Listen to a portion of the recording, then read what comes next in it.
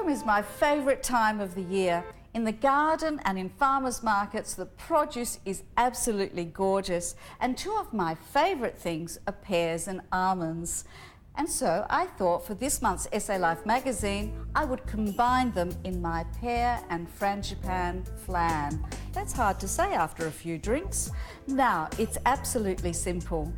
I like to use brown pears for this recipe, and after I peel them, I cook them in a mixture of red wine, sugar, orange zest, bay leaves and fennel seeds.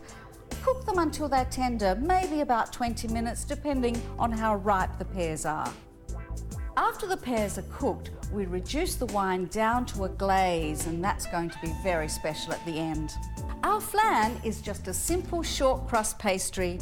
Butter, flour, sugar and a little bit of ice water in a blender until it comes into a ball. Roll it out, blind bake it in an oven at about 180 degrees.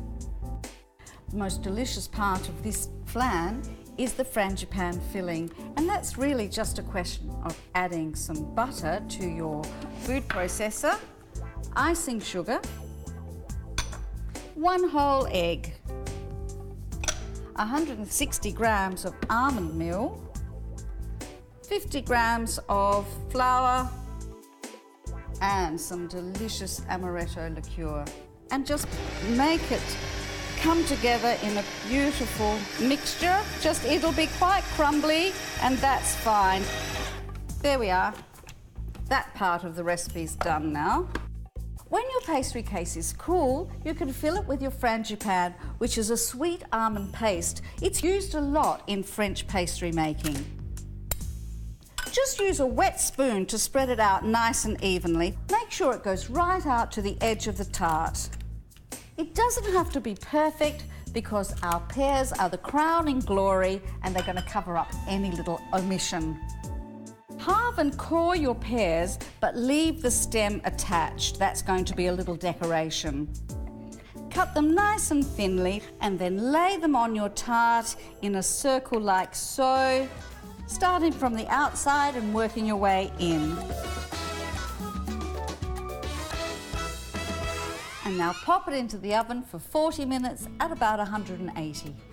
Now, remember I said to reduce the poaching liquid right down until it becomes a lovely sticky glaze like that. Spread that all over, and then the final deliciousness are some toasted almonds just sprinkled over the top like that. Serve that with some beautiful pouring custard or some cream. What a perfect autumn dessert.